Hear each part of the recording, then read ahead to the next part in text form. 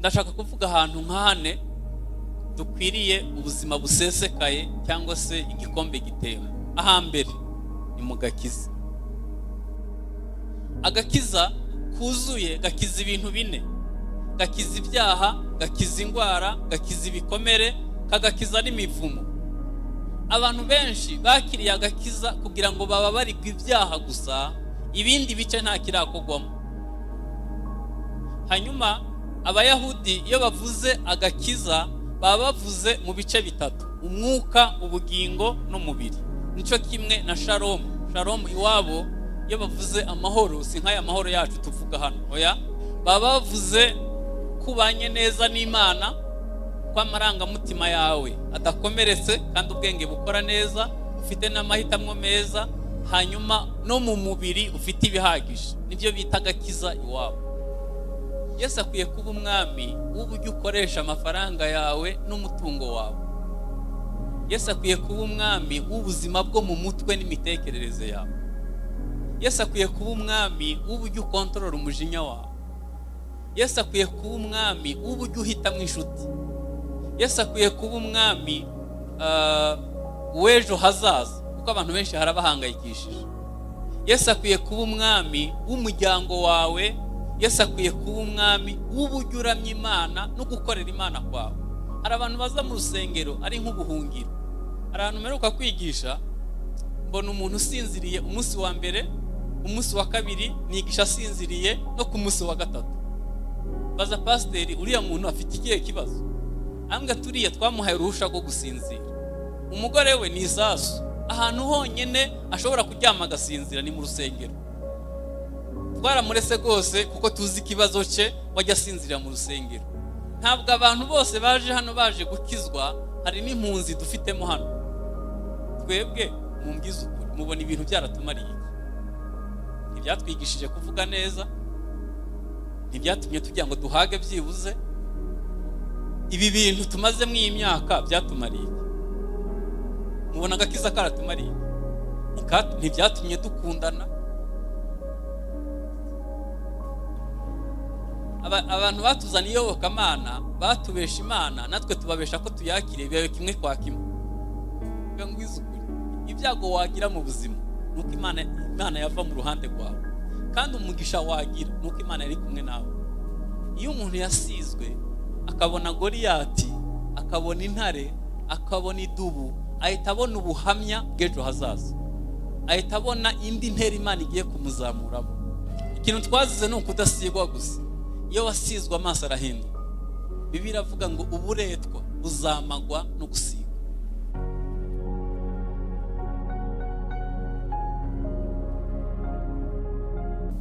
Ubutumwa afite burareba abantu bakijijwe bonyine. Abantu bari hano batarakizwa nta butumwa mbafitiye. Cyakora nshobora kubagira inama. Ikintu wakora mu buzima ukazarinda upfa uticuza no kwakira Yesu. Impano nziza waha Imana ni ukuyiha umutima wawe. Rero ndasaba umuntu uri hano utarakira agakiza, ndaza kuguha amahirwe n'insoza kwigisha kugira ngo wakire Kristo nk'umwami n'umukiza w'ubuzima bwawe. Cyaba ari icyemezo cyiza wafashe, kandi gukizwa ni nonaha, apana ejo, ni nonaha, kuko ejo ntabwo ari ahawe. Rero umuntu uri hano utarakira agakiza, baba bakuraritse waba umaze igihe hano, ndakwingingira gukizwa. Nakijwe mfite imyaka 10, imyaka 13 bantangaho kimwe mu 10, bitanimuka iwacu njya kubana n'abamisiyoneri, n'ubu sindasubira mu rugo. Ikintu nababwira, ikintu numva nigeze nicuza mu myaka 37 maze mu rusengero nuko nakijijwe. N'ubu wampitishamo nakongera guhitamo Yesu. Buri munsi arangyohera, numva ari byiza kubana nawe, ubihisemwo wabugize neza. Undi muntu wa kabiri nawe ntafitiye ubutumwa ariko nibaza ko ari ingenzi kumuha inama, n'umuntu yaguye. Umuntu yigeze gusogongera akamenya uko Yesu agira neza, hanyuma akagwa akabivamo. Ndabizi ko afite umutima uhagaze, biranamubabaza. uyu munsi nagira nkubwire ko Imana yanga ibyo wakoze ariko wirashaka gukunda.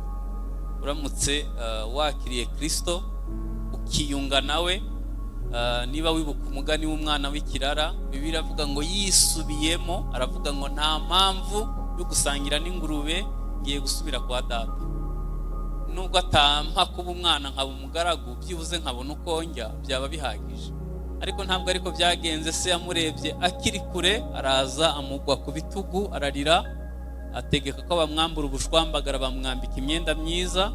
Bibiliya iravuga ngo adekarara ko yongeye gusubira mu rugo nk'umwana, apana nk'umugaragu. Data yakwakira, yakubabarira uramutse ugize umutima wo kwisubiramo. Hanyuma rero nagira ngo tuganire na babandi navuze bakijijwe. Zaburi 23 umurongo wa 5, Zaburi 23 umurongo wa 5, nabwo turaza gusoma kuri B. Zaburi 23 umurongo wa 5 kuri B, aravuga ngo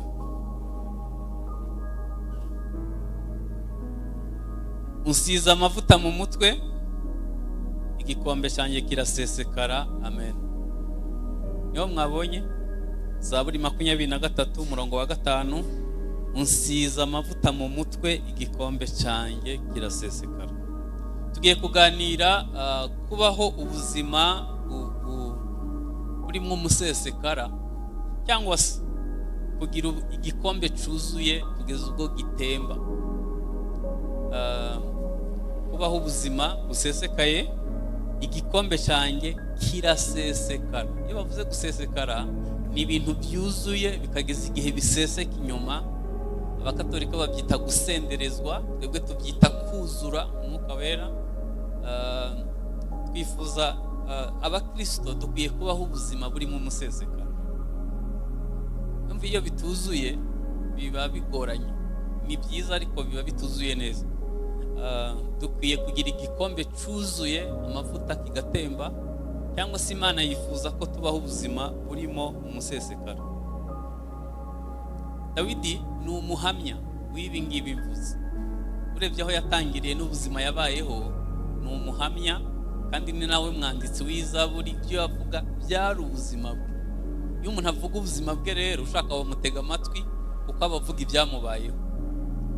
Dawidi yaravuze ngo yansize amavuta mu mutwe, igikombe cyanjye kiraseseka. Ndaza gusoza wumvise icyo nshaka kuvuga, ndabizi neza. Aya mavuta yakoraga ibintu byinshi, reka mvugemwo bike. Yimika abami, abatambyi n'abahanuzi. Ikindi ni amavuta yinjiza amadevize, ni nk'ikawa yacu cyangwa icyayi iwabo muri Isiraheli. Hanyuma ikindi ni amavuta akiza indwara. Muri Yakobo baravuga ngo umuntu nagwara atume abakuru b'itorero bamusengere bamusiza amavuta. Ikindi aya mavuta n'abagwayi ba diabete barayarya akabaha ubuzima, nta kibazo atera.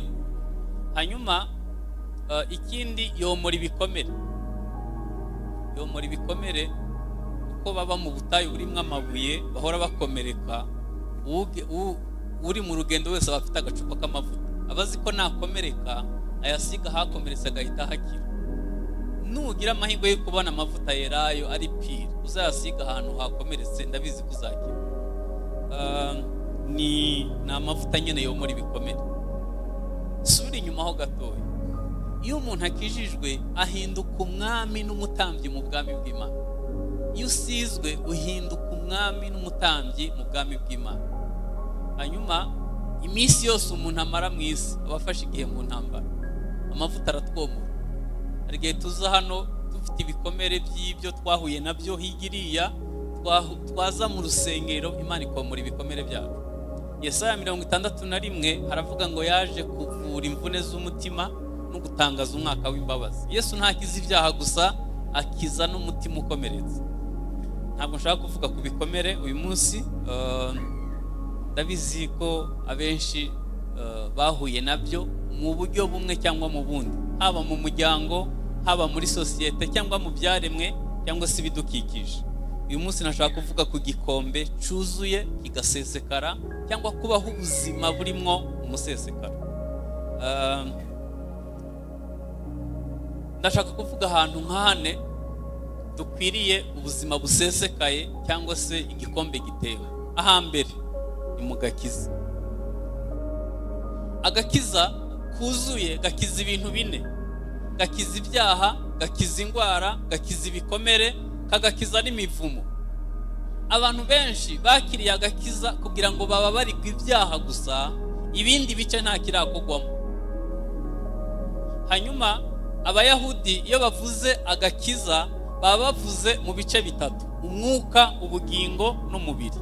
Nico kimwe na shalom. Shalom iwabo iyo bavuze amahoro si nk'aya mahoro yacu tuvuga hano, oya, baba bavuze kubanye neza n'Imana, kwa marangamutima yawe adakomeretse kandi ubwenge bukora neza, ufite n'amahitamo meza, hanyuma no mu mubiri ufite ibihagije. Nibyo bita agakiza iwabo.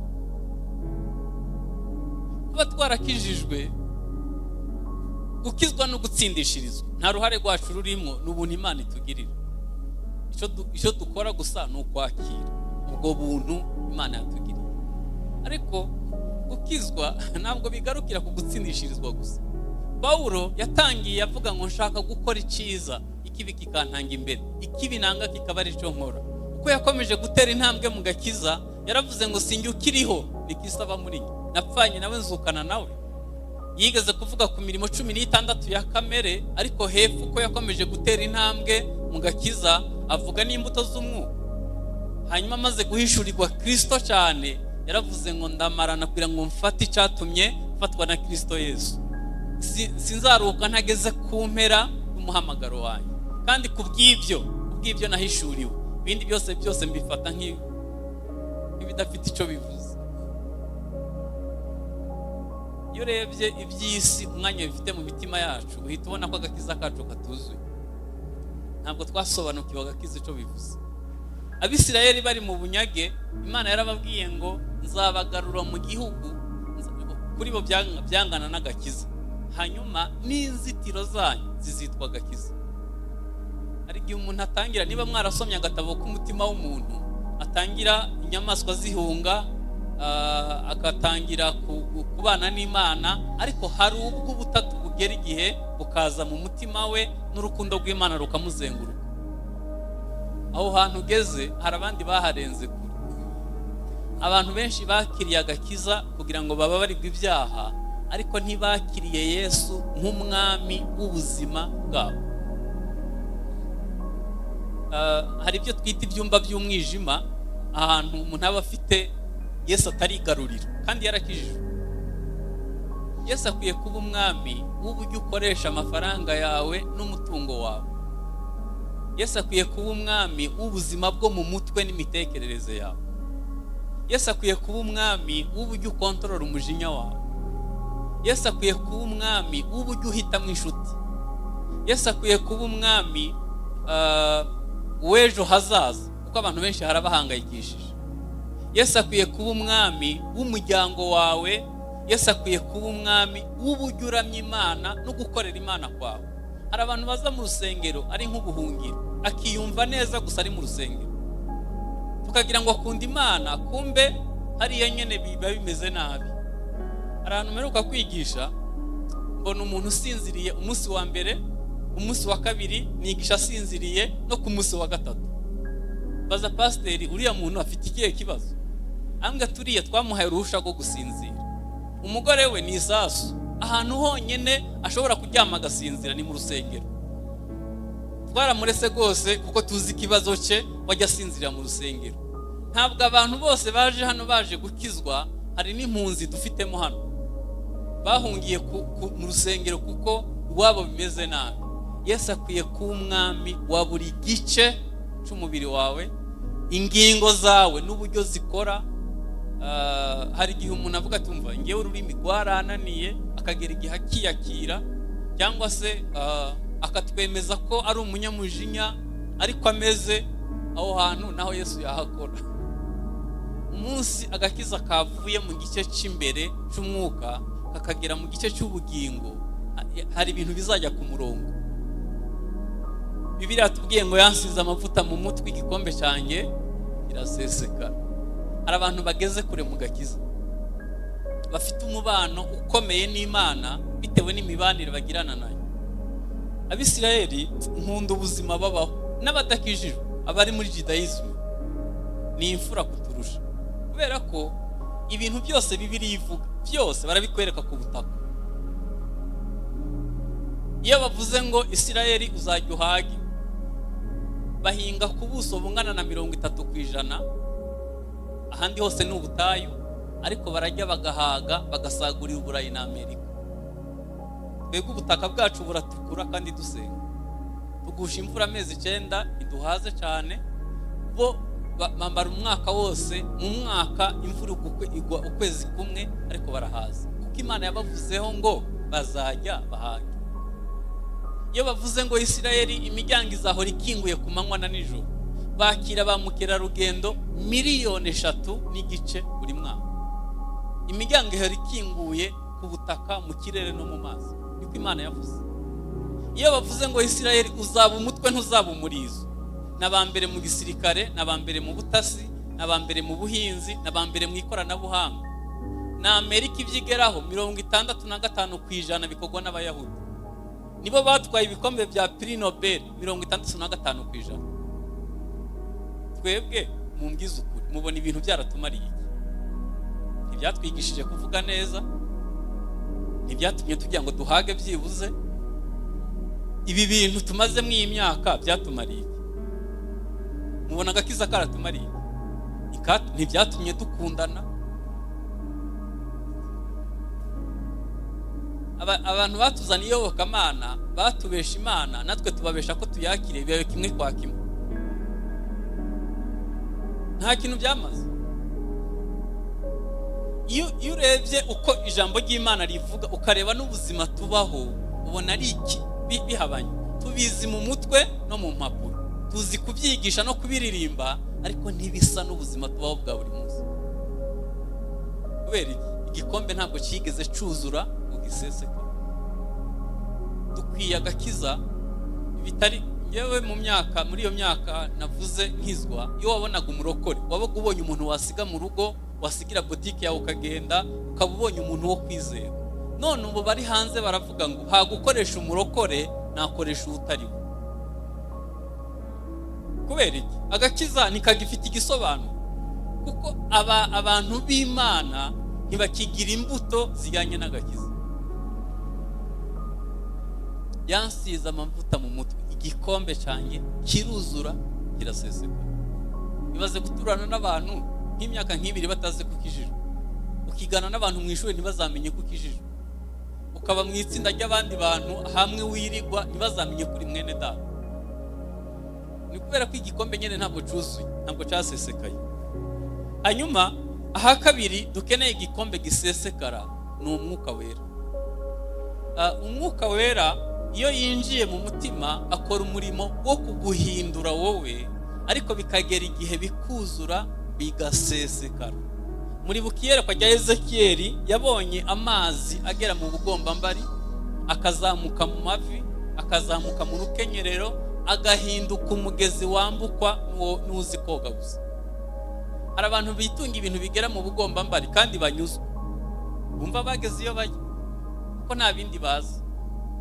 Hari n'abafite ibigera mu mavi nabwo baranyuzwe, bumva bameze neza. Hari n'abafite ibigeze ibyahindutse umugezi wakwambukwa n'uwo. Ba Petero barakijijwe, buzura umwuka wera. Umwuka wera ava imbere muri bo agera ku myenda, wakora ku myenda yabo ugakira ubugwayi. Bibutse ko iyo hari imyenda ikiza hariho n'iyica. Hano hanze mu mujyi hari abantu bambaye imyenda yica pe, ko barabazi ko intege nke z'abagabo ari amaso, bagerageje kwambara iyica. No mu rusengero basigaye bayizana, si hano mwebwe mumeze neza n'ahandi. Ariko icyo nagira ngo mbabwire ko umwuka wera yavuye mu mutima agera igihe agerana ku myenda yabo. Samweli yarakijijwe yuzura umwuka wera, n'umusozi atuyeho uba connected. Igihe Dawidi yamuhungiraho, Sawuli akohereza ingabo zo kumufata, bageze aho umusozi utangirira bafatwa n'umwuka bavuga mu ndimi. Bigera igihe n'abandi bohereje nabo bavuga mu ndimi.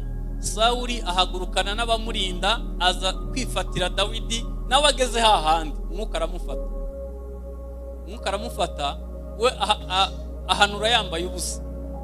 Baravuga ngo Sawuli nawe yari umuhanuzi, nuko yageze ku musozi uriho umwuka w'Imana. Hari igihe winjira mu nzu y'umurokore kibaza iyi nzu bayinyweramo inzoga, iyi nzu yabaye iki? Hari ahantu naraye nijoro ndota ndi mu gishanga mu gisiyogoro nk'ikingurube, kandi bari abakozi b'Imana pe. Noneho mu gitondo ndavuga ndi mumbwiza ukuri, igisiyogoro cyageze hano gite ko mukijijwe mukorera Imana, gute muba mu mwanda ungana gute? Mugabo arambwira ati mva nkubwiza ukuri rwose ndasambana. Iki umugore wanjye inyuma yamana n'umukozi muri iyi nzu, niyo mpamvu wabonye igisiyogoro. No mu rusengero araho winjira ukumva nta buntu bw'Imana buhaheruka, ugasanga gusa discipline nziza n'imihango n'ibintu uko bikurikirana, ariko ku rusengero nta mwuka wera urubaho. Ahantu hasengerwa n'ahadasengerwa ntabwo bisa. Nagiraga mama w'umunyamasengesho cyane, hanyuma rimwe Imana iramubwira ngo ejo ntuzagira ahantu ujya, hazaza umuntu kugusura. Kumva uwo muntu yaje yari umurozi. Usanga mama ni umunyamasengesho, arasenga, asenze abadayimoni nyene bamumerera nabi. Amuga ati nkugiriye inama akira Yesu. Aravuga ati ntabwo namwakira abakurambere banyica. Aragenda cyo nakuyemo ni kimwe, nuko mama yari umurinzi w'urugo. Ari ibintu bizakwinjirana kuko udasenga utagira umwuka w'Imana. Ni gute ugira umukozi w'umuhungu n'umukobwa bagasigara basambana, ukazamara amezi 6 nta n'inzozi uraro? Ni gute umugabo wawe aguca inyuma cyangwa ugacinya umugabo wawe, mwene data mubana mu rugo akazamara umwaka nta n'inzozi arabona? Ni gute tuba mu rusengero tukaririmbana n'abanywa inzoga n'abakuyemo inda? Guteze muri 86 na 7 nkizwe nabonye aho korari ririmba, ahantu hose hari umudayimoni mu rusengero akavuza induru. Nabonye abantu baza mu mbuga y'urusengero bafite abademoni bakabakubita hasi. None ubu byaroroshe, abo bantu bose mvuze bibera mu rusengero kandi ntaco bitwaye. Dukeneye igikombe cyuzuye gisesekara. Dukeneye ko umwuka w'Imana atugarukaho. Mbabwiza ukuri, impamvu mwigira ibyo nuko mwaje musanga tumeze nabi, ariko mwe mugumaho gusa. Nzi ko Imana yasezeranye ko izagarura ububyutse mu itorero. Ubundi uko byatangiye niko bizasoza. Imbaraga yasutse itorero rivuka ku munsi wa Pentecote nizizasuka ngo zeze umugeni acura itorero. Ndabizi neza ushobora kuzaba ntari cyangwa ntakihari, ariko ndabizi ko itorero Imana izarigarukaho. Tuzongera tugira ibihe byiza. Ahantu hari umwuka w'Imana ibyaha birahunga, ntabwo bivogera, ntabwo bizi uko byakabaye. Hari igihe igikombe kizuzura gisesekara. Ndabizi neza ko itorero yari byaje amaraso ku musaraba. Imishinga yanyu muyishoramwe amafaranga, nyiri umushinga yawushoyemwe amaraso. Ibyajya bikurikiranira hafi. Ndabizi neza. Yohana mu byinshi Yohana mu gice cya mbere yabonye agendera hagati y'ibitereko by'amatabaza yongeramwe amavuta. Abikurikiranira hafi. Itorero ryaramuvunye, ibyajyo abikurikiranira hafi. Dukeneye umwuka yuzuye, igikombe kikuzura kigasesekara. Amen. Hanyuma ahandi hantu dukeneye igikombe gisesekara ni mu kugira umugisha. Umugisha, iyo tuvuze umugisha, umugisha mu utandukanye n'ubutunzi. Imana yabwiye Aburahamu ngo nzaguha umugisha kandi nzaguhindura umugisha. Itorero rya mbere bari barahawe umugisha, ariko barahindutse umugisha imbere muri bo. Imana nta na kimwe yatwimye, ahubwo twabuze abantu bahindutse umugisha. Reka mbahe imibare. Isi ubutunzi bwose bwo mu isi bufitwe n'abantu 56 mu maboko. 56 muri 2050 bazaba bari munsi y'10. Bisobanuye ngo Imana yatanze ibihagije, gusaranganya byaratunaniye kuko tutemeye kuba umugisha. Toro rya mbere nta na kimwe nta mukene yababagamo, buri muntu wese yarazaga ahabwa icyo akenye. Ariko kuko dusengana n'abantu batahindutse umugisha, ntabwo bashobora kugira icyo bamarira abandi. Umunsi umwe narindi mu rusengero mpagurutsa abantu bakumbuye kurya inyama, mbona abantu 17 batazi uko inyama zimeze, kandi hari kuri bonani. Ndavuga rero aba bantu ntabwo nabura isengesho ryo kubasengera, reka tubagaburire. Uwo munsi nyine twabahaye ifunguro ry'uwo munsi. Icyambabaje muri byo nuko bamwe bahagurutse mu makorari y'abantu bacuruza Dubai no mu Bushinwa, ku meza yabo haba hari inyama z'amoko nk'atatu buri munsi, aririmbana n'umuntu atazi uko inyama zimeze. Wazihanganya ugateka neza, ugahamagara umwe muri abo akicara iwawe mu ntebe ukamugaburira ko waba ukoreye umugisha ko. Ibyo bintu uko byoroshe. Umugisha Imana yaguhaye ugatembera ku bandi. Kuza umuntu musengana ahorana igitenge kimwe, wazafashe muri ya myenda yawe myinshi, uwo mugisha ugatembera ku bandi. Imana yatanze ibihagije, gusaranganya nibyo byatunaniye kuko ntabwo dufite umutima wagutse ukwigwamo abandi. Ariko ngewe ndanabyumva, umuntu yakuze afite utuyenzi tw'iwabo n'agasekuro kabo n'imyugariro yabo, iyo individualisme no mu rusengero irakomeza.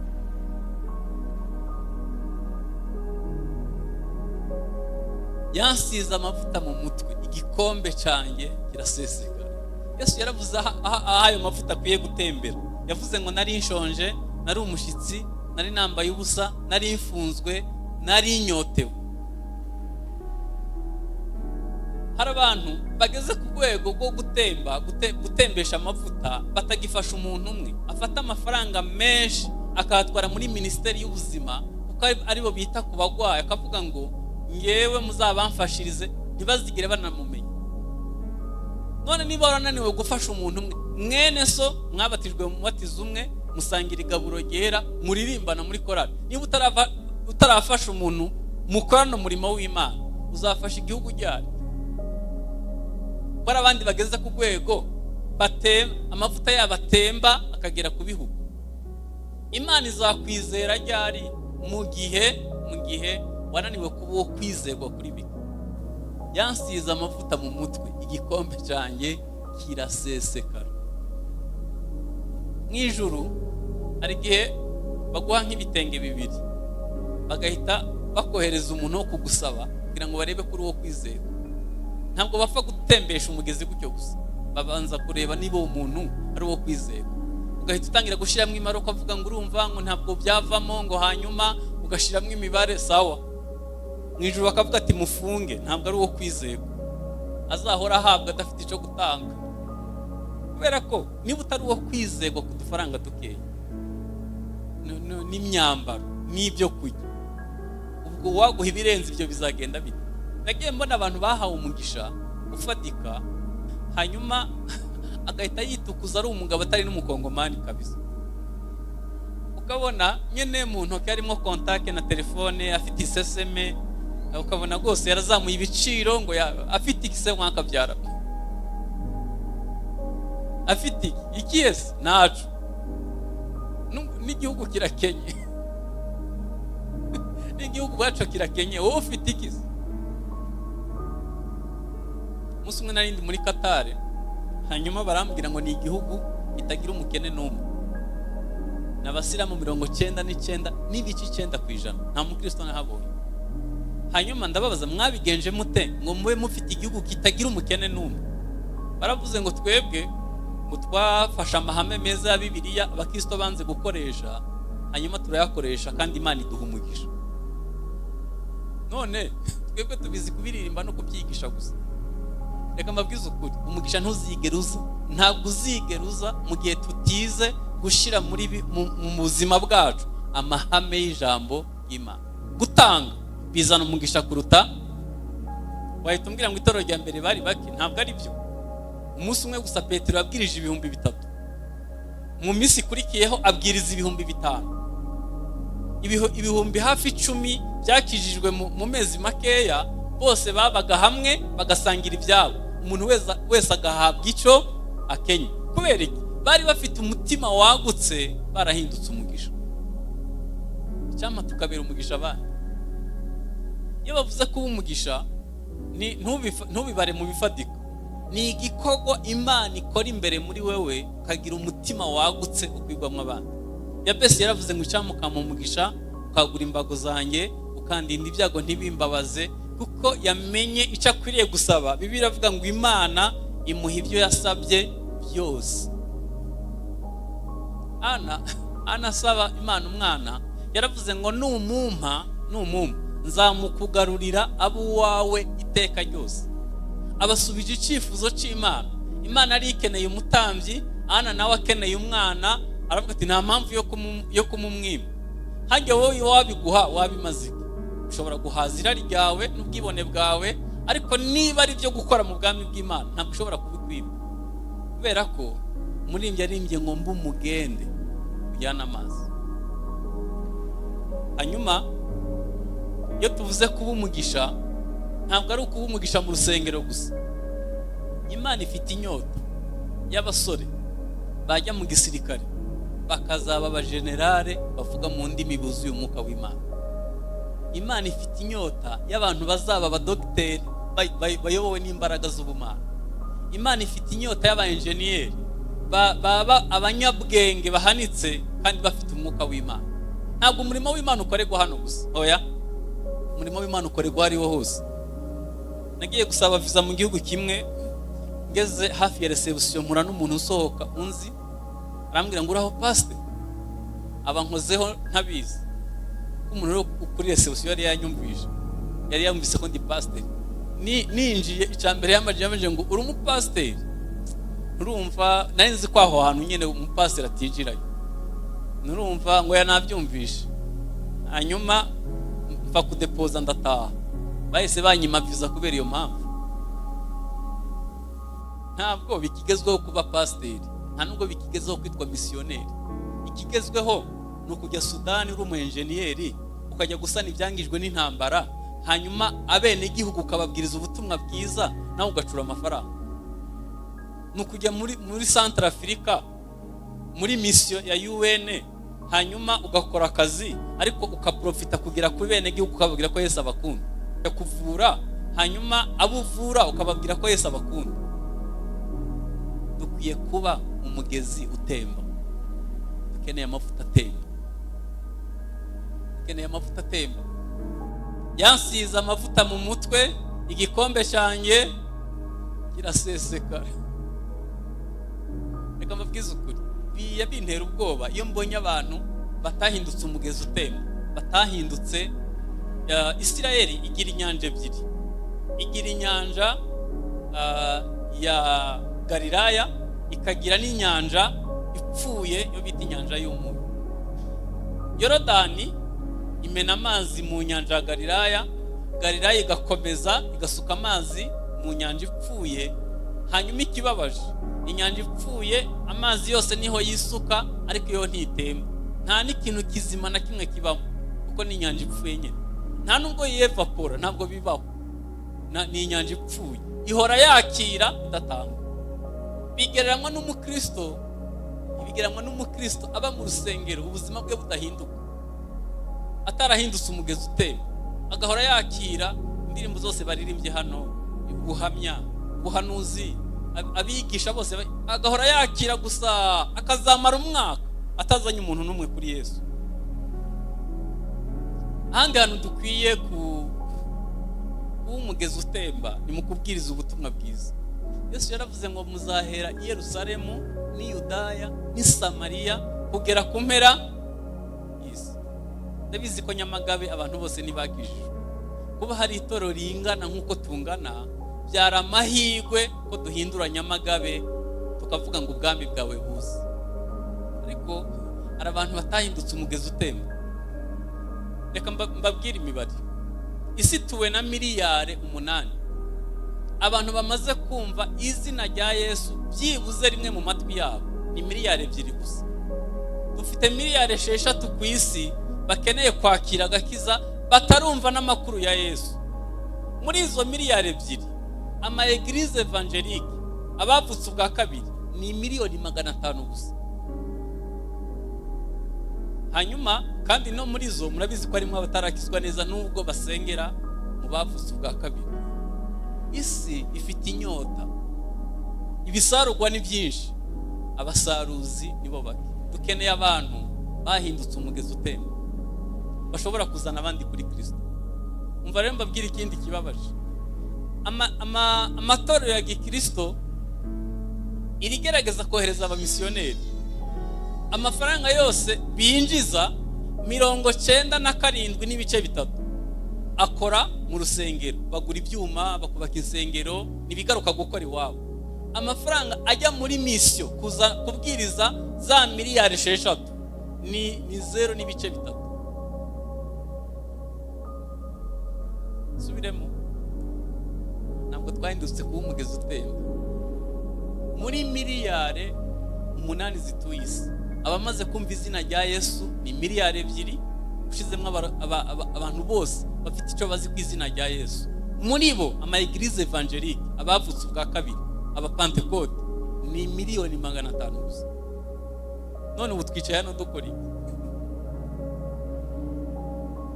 Turakora iki? Mu Rwanda aho dufite umwihariko, amatorero yaho amenshi yabyawe n'abamisiyoneri. Twebwe twananiwe kuba umugezi utemba, yibuze ngo dukomereze Somalia na Sudani na Afghanistan n'ahandi ngo tubabwire ko Yesu abakunda. Ahubwo ibyo dukora byose nibigaruka kuri twe. Turi umunsi umwe twari i Yerusalemu, twagize umugisha wo kugira umugide w'umukristo. Hanyuma tujya gusura ahantu biciye Stefano. Aratubwira ngo muzi ikitorero rya mbere ryazize. Turavuga ntacyo tuzi. Yasize ababwiye ngo muzahera i Yerusalemu, i Yudaya ni Samariya kugera ku mpera y'isi. Bahita bakora ishyirahamwe ryo gusangira ibyo kurya, bakagira imyumvire itari myiza. Bumvaga nta wundi muntu yakizwa usibye umuyahudi gusa. Bamara imyaka 20 nta na hamwe barajya. Arabareba aravuga ati mwinshi. Bibiri igizwe n'amagambo 2 makuru, itegeko rikuru n'inshingano nkuru. Areba bishe inshingano nkuru, avuga ati reka nze mbere. Ahita barekureho akarengane. Bica Yakobo, bica Petero, bica abayobozi bakuru, abenshi barabica. Abasigaye barahunga. Bamwe bahungira mu majyaruguru ya Afurika, abandi bahungira Uburayi. Tom yapfiriye mu Buhindi ahunga. Nimwanga kugenda ku neza, Imana izashaka inabi, ariko muzagenda. Sinzi mbabeshe, Imana ntigira neza gusa, ni nabi irayigira. Dufite amahitamo. Yaravuze ngo nimugende mugere ku mpera. Umugabo umwe yari afite amafaranga menshi, noneho akajya mbona ngiye gusenga, akavuga ngo ariko ngo namwe muri yaho ngo muzahora mu masengesho, ngo ngiye ngo madibizi, ngo nta mwanya mfite, cyakora mujye munyibuka. Hashize iminsi mari ihombye inzu y'abeshyira muri Cyamunara. Muzi ukuntu yahise ambwira ngo hahandi nkujya gusengera uzantwareyo. Kare kose yazaze. Sinababwiye ngo iyo wanze ku neza, Imana igushakira impamvu itumusenga. Hari ibintu Imana ireka mu buzima bwacu atari ukwitwanga, ari kugira ngo bitwegereze Imana. Ibyo mvuze murabyumva? Imana igira ukuntu iyo uyibwiye ngo aha hantu haratambitse singa ukeneye, ihita igutega ikorosi ritumuza kwishaka, iragukwensa ahantu hazatumusenga. Paulo yagiraga igishakwe wajya gusenga 3 kose ngo Imana imukize, iramubwira ngo ubuntu bwanjye baraguhagije, ndakuzi wowe ibereho gutyo nacu. Reka nkubwize ukuri, ukwiye kubana n'Imana ku neza, ukayikorera ku neza. Ubundi nta kintu kiryoshye nko kuyikorera umeze neza, ufite umugisha, ibintu byose bigenda. Ariko ni wanga muri ubwo buryo, Imana izagushakira impamvu zitumusenga. Ntabwo Imana yayibura, ikizakwegereza Imana izagishaka. Yansize amavuta mu mutwe, igikombe cyanjye kiraseseka. Birambabaza cyane cyane iyo mbonye abantu badafite umutima wa bene wabo barimbuka, abantu badafite umutima w'abantu batarakira Yesu, tubana nabo batazaraganwa agakiza nacu, ari abantu bari aho gusa tuzi ko bategereje igihano, hanyuma tukumva turanyuzwe, tukumva ntacyo bitubwiye. Yavuze ngo yansize amavuta mu mutwe, igikombe cyanjye kiraseseka. Amen. Amen.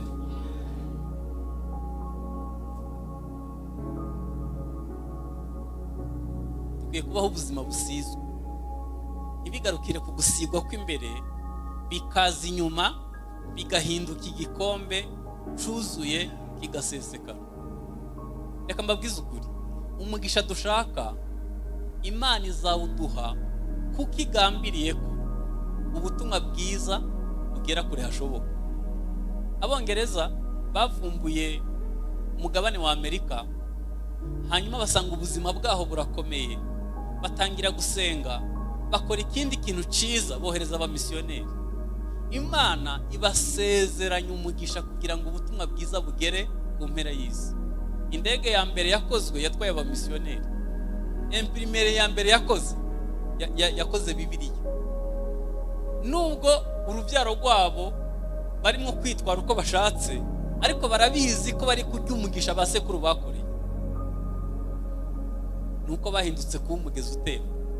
Kuri ubu Amerika irakomeye ku isi binyuriye mu mugisha Imana yahaye abakoreye Imana.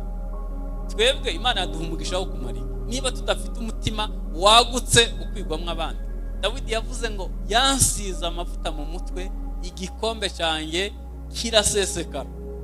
Mwibuke ko Dawidi yatangiriye inyuma y'intama. Yari umwana w'umunani iwabo, yari afitanye ikibazo na se na nyina, ntabwo bamukundaga. Zaburi 27 iravuga ngo nubwo data na mama bantaye, Uwiteka yarantoraguye. Bakuru be bagiye mu gisirikare cyo kwa Sawuli, we ajya kuragira intama ahantu muri riske, ahantu hari intare, hari n'idubu. Yiga kwiringira Imana, Imana imuha gusigwa kw'imbere. Hanyuma kugira ngo Imana imuhamye mu muryango, igihe umuhanuzi yaza gusiga umwami, ngo bahise bazana Eliyabu muremure mwiza. Umuhanuzi amurebye aravangirwa, aravuga tumva umwami n'uyu. Imana yabaye nkayo imufata amaboko iramubwira ngo rekera aho nge namugaye, sindeba nk'uko abantu mwebwe mureba inyuma, ngewe ndeba imbere. N'abandi bose Imana irabagaya.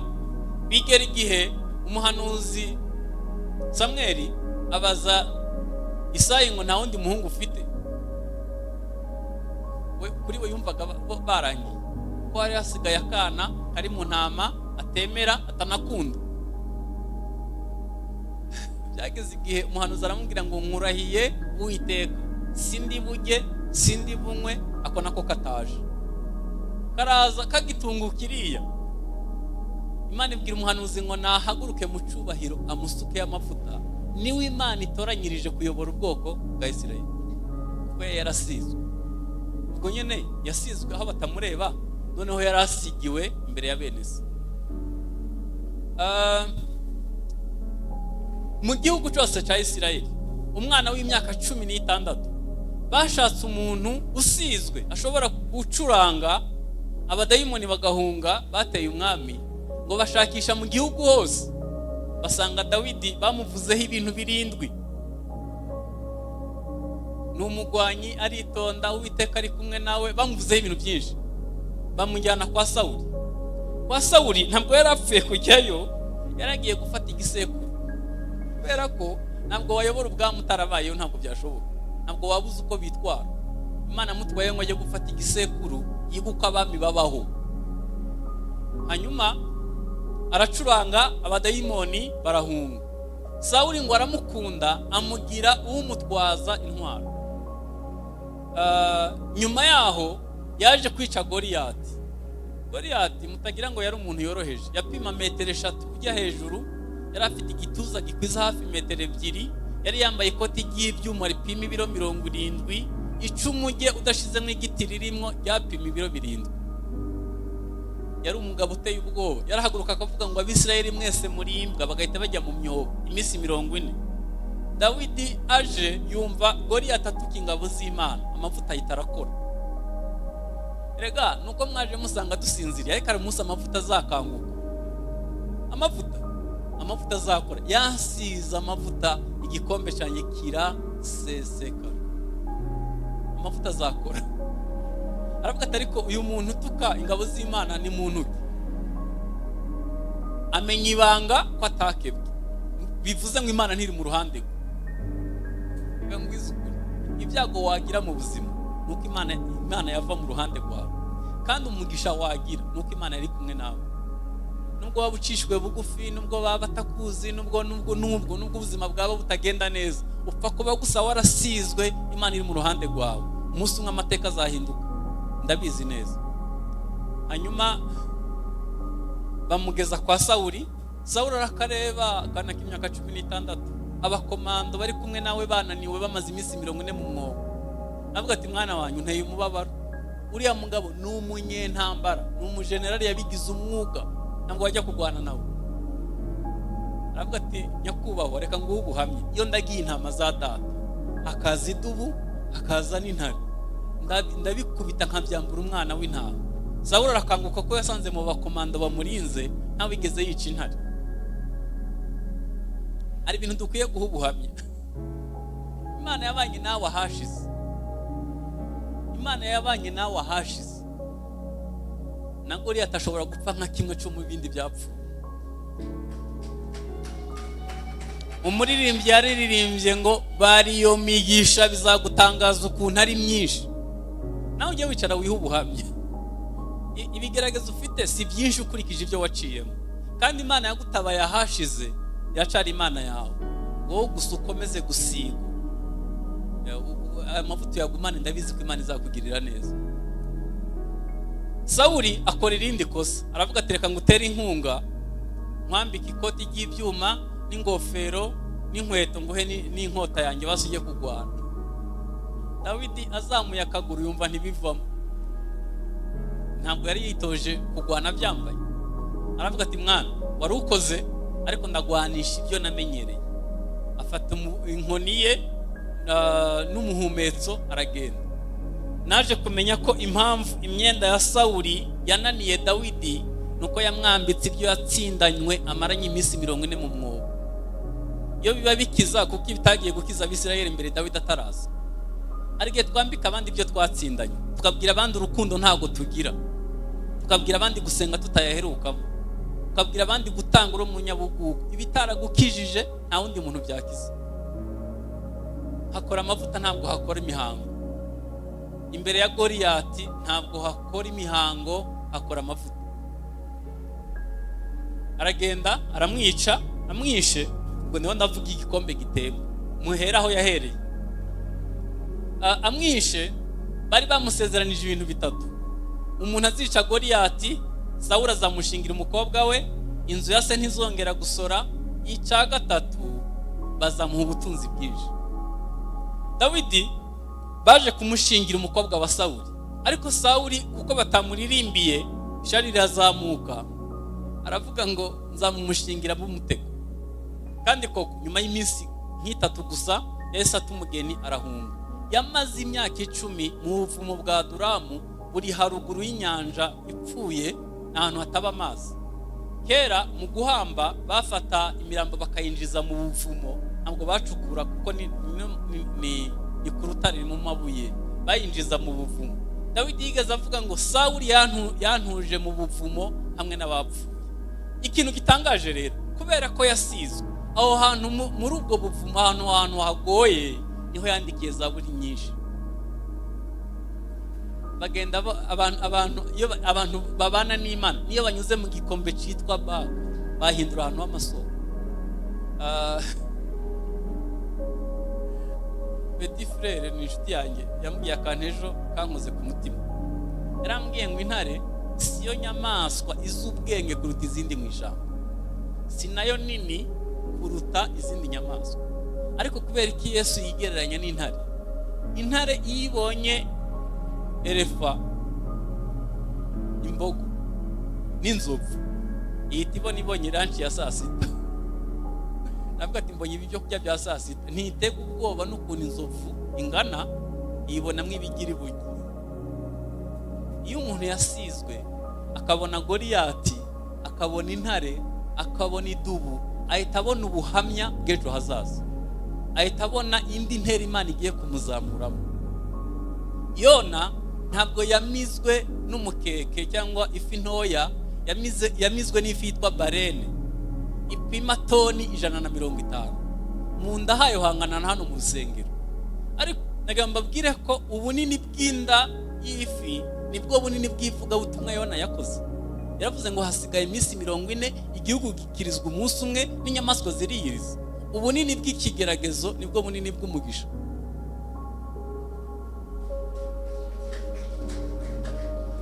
Iyo umuntu yize primaire se yajya gusaba akazi hamwe n'uwize kaminuza, ntabwo bivamo. Uko utinda ku ntebe y'ishuri niko n'umushahara nawe uzaba uziyongera.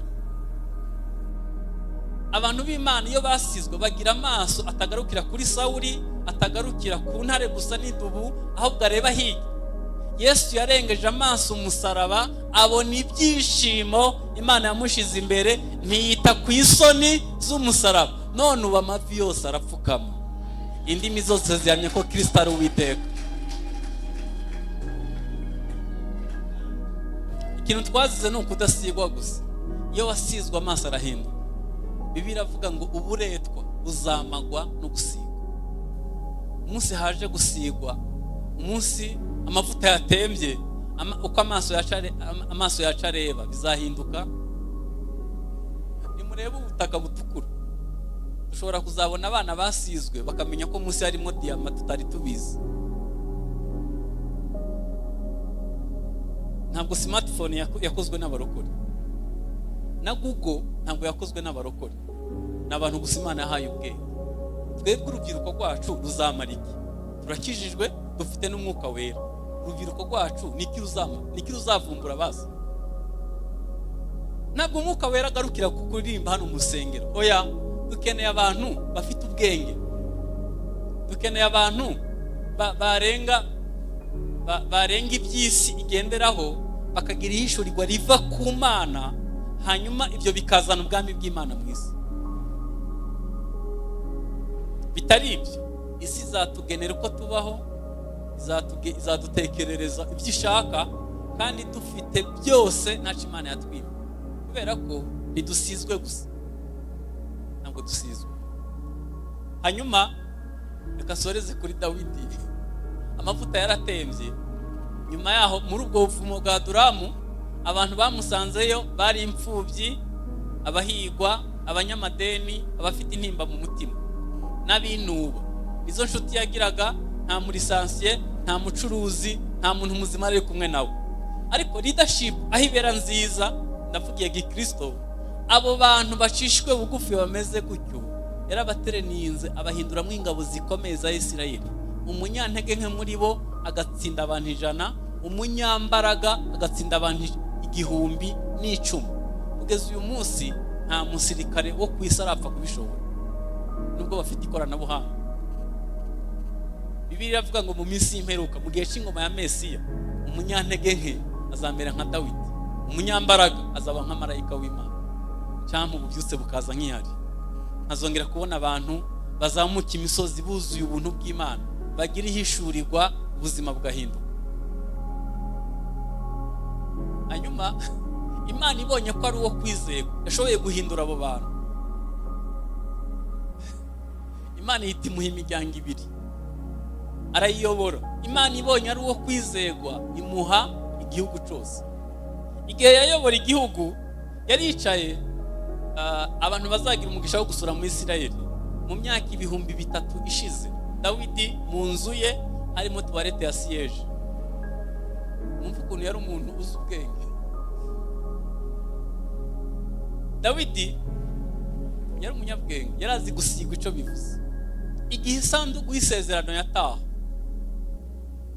kare yabaga ishiro itashe, ajya kwicumbikira Yerusalemu, ategura abaririmbyi 4,000 bajya bije ya leta. Ibikoresho byo gucuranga byo yarabyikoreraga, yari umuhanga wo kubaza bene ibyo. Abo bantu bakabaho baririmba amasaha 28. Bigeze baririmba, ubwiza bw'Imana buramanuka, abatambyi bananirwa kwinjira mu ihema. Bavuga ngo turagushimiye kuko uri mwiza, imbabazi zawe zihoraho iteka. Nico bakoraga gusa. Hanyuma umunsi umwe ngo aricara muri iyo nzu nababwiye nziza, iracahari, ibisigazwa byayo biracahari. Arayireba, aravuga ngo ni gute nshobora kuba mu nzu nziza y'imyerezi, isanduku y'Imana iba mu ihema. Hanyuma atangira kwegeranya ibikoresho. Imana ituma umuhanuzi aramubwira ngo genda umbwirire Dawidi ngo uramutangaje, ngo kuva kura Abisirayeli muri Egiputa ngo bamutuza mu ihema ngo ryamusaziraho ngo bakamwimurira muri indi, none wowe agukwa inyuma y'intama ejo bundi utekereje kumwubakira inzu. Aravuga ngo ndagusezeranira ko utazabura wo kugusimbura ku ngoma mu rubyaro, ahantu nzaguhaho gakondo, nzaguha ubutunzi. Iramubwira ngo nsezeranye nawe isezerano ry'imbabazi zitazarangira. Birasa nkaho Yesu yaje mbere yo kuza kuko niwe mbabazi. Hanyuma yaramubwiye ngo nzaguha izina rihwanye n'iry'abakomeye bo mu isi. Muri Isirayeli yose ahantu harinzwe kuruta ahandi ni kumva ya Dawidi.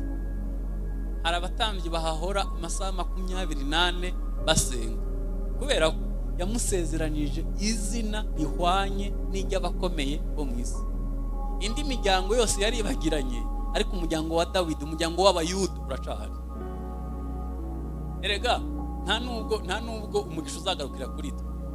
Yandeba abanyacangugu bari i Kigali, bagira ngo ukuboko kwabo kurimo zahabu, nubwo yacuruza itaka arunguka. Bafite amavuta y'amafaranga, kubera ko basekuru barasenze, Imana ibavugaho umugisha. None abana bawo umugisha wabasanze i Kigali. N'abadakijijwe Imana yabatuyeho umugisha. Imbuto tubiba nta nubwo amasezerano azagarukira kuri twe, bizakomezanya n'abuzukuru n'abuzukuruza kugeza ku buvivi. Imana igirira imbabazi abayikunda kugera ku bisekuru 4. Iyo dusenga, iyo dukiranuka, iyo dukorera Imana, ntabwo bigarukira kuri twe. Cyakora naje hano ndebye urusengero, nibuka ko nka 2 mwarutangiye ryari mushumba. Urusengero mwarutangiye ryari? Karame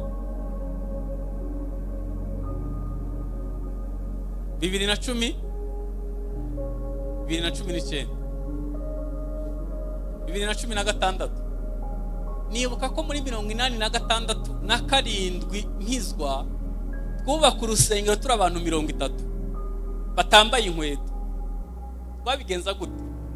Twazaga aho baduhaye ikibanza tukagisiza n'amaboko yacu, hanyuma umuntu wese aje gusenga akaza yikoreye ibuye. Ayo mabuye niyo twagira fondation. Hanyuma tugahita tumanuka mu gishanga tukajya kubumba amatafari, tugakora amatanura nkane, abiri tukayagurisha akavamwe sima, hanyuma andi 2 tukazamura mu kibanza ku buntu.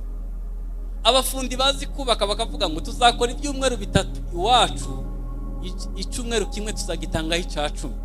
Abakristo bagahita bazana ibiryo bakaba n'abayede. Twubatse ibisengero binini i Burundi, binini, nta faranga na rimwe dutanze. None dufite abantu, muzanyere ku mufundi w'ubuntu mu Rwanda. Imana ishobora kuba yicuza kuba yarakwigishije n'igifundi byibuze. Ndabizi ko ibyicuza. Ntabwo byumvikana ko kuva 2016 twaba tutagiye usengero kugera uyu munsi, byaragenze biteze. Ntabwo bibaho, nuko tudafite imitima ikwigwa mu Imana. Ariko ngewe nta n'uwaturenganya, kuko basogokuru bacu basengeye Imana mu ndaro y'abazimu, kari akazu kagondagonze, hanyuma kandi we aba mu nzu nziza. Nyene tuzi ko Imana iba ahantu haciriritse. Dawidi yigeze kuhura na marayika arimo kwica abantu cyagiye yari yabaza Abisirayeli, hanyuma asaba intama Orunani kugira ngo atambire Uwiteka igitambo. Aramuga ati mwami, ndazi guhera ubuntu mu gihe gitumereye nabi. Umwami aramubwira ngo biragahera. Sinatambira Uwiteka ikintu kidafite icyo kintwaye. Ikitanyeganyeje umutima wawe n'uw'Imana ntikizawunyeganyeza. Ikintu cyose utanze umutima wawe unyeganyeza, Imana nijya kukwishura nayo wayo uzanyeganyega. Aburahamu yagiye gutanga umwana wayo, umwana we Aburahamu Isaka imufite ari umwe, mu ijuru barimo kwasista ico gikoko ko kigenda. Yagenze ibirometero 80 kuva aho yaratuye kugera aho yagiye gutambira kuri Moriya n'urugendo rw'iminsi 3. Yari umusaza w'imyaka 100. Hari intama inyuma yawe yo gucungura Isaka.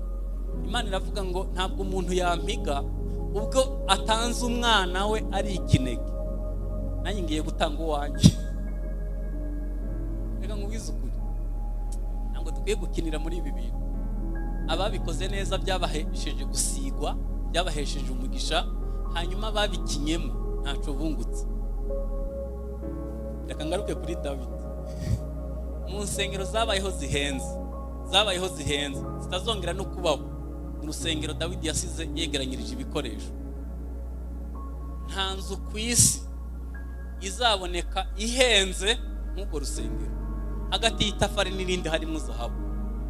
Igishahuro c'imbere cyose cyari zahabu. Impamvu barurimbuye bakarugeza mu mizi hasi nuko bashaka gutwara mu iyo zahabu. Reka mbabwize ukuri, ntabwo dukwiye gukora Imana ibintu biciriritse, nuko tutamenye icubahiro cy'Imana n'imbaraga zayo n'ibintu Imana n'ubugari bwayo n'ubushobozi bwayo. Uramutse ubyakiriye muri wowe, icubahiro cy'Imana kiraremera. Yansize amavuta mu mutwe, igikombe cyanjye kirasesekara. Na n'uyu munsi kiracasesekara. Imana yarigiye guhana nka Saro, binamubwira ngo ya kubw'umukambwe Dawidi zakugirira neza. Ugiye gukora ibintu bizatuma Imana yibuka abana bawe basi. Kadusenga. Uri impamvu wabeshe bikemera, ukiba bikemera, ukangana bikemera, bya bindi byose ukora ukumva biroroshe nuko habuze gusiga. Iyo dusizwe intambara ziragabanuka. David yari umuhanga, yarazi gusiga amahembe y'intama amavuta zagenda kugwana ntizicane. Impamvu twicana nuko nta mavuta hari. Impamvu uvugana nabi na madamu wawe, impamvu nta bumwe buhari mu bizera, impamvu bitagenda nuko habuze amavuta. Amavuta nazo ubuzima buzoroha. Cyakora itara ritagira amavuta ntiryaka, imodoka itagira amavuta ntigenda, ariko umuririmbyi udaheruka amavuta arihandagaza akaririmba. Umuntu udaheruka amavuta ashobora kubwiriza bikemera. Sinzi izo mbaraga aho tuzikura. Gusigwa n'ubuzima bukwiye kurenga twe bugatemba bukagera hirya. Unamisha amaso dusenga. Yansize amavuta, igikombe kirasesekara. Hari umuntu yumva twasengana ngo haguruke mwanya we, avuga ati mu by'ukuri nkeneye gusigwa ubuzima bwanjye bugahinduka. Nkeneye gusigwa urugo rwanjye rukagira amahoro. Nkeneye gusigwa ejo hazaza akagira icyerekezo. Waba uhari ngo dusenge? Mana ya Aburahamu na Isaka na Isirayeli, Mana yacu turagushimiye. Dawidi yaravuze ngo yansize amavuta, igikombe cyanjye kirasesekara. Watangiye umubera umwungeri, umujyamisha mu canya c'ubwatsi bubisi, muyobora ku migezi idasuma. Hanyuma aravuga ngo nubwo nanyura mu gikombe cy'igicucu cy'urupfu sinzatinya ikibi cyose, kuko Imana ari umufatanyabikorwa nanjye. Aravuga ngo yansize amavuta mu mutwe. Ntabwo byari bikiri kuri wenyine, ahubwo byari bigiye muri public. Noneho bigiye mu bandi abantu bamenye uwagomba kubaho kuko asizwe. Uduhe kubaho ubuzima busizwe.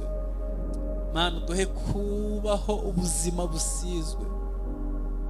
Mana, uduhe gusigwa tworohe mu mibanire yacu n'abandi.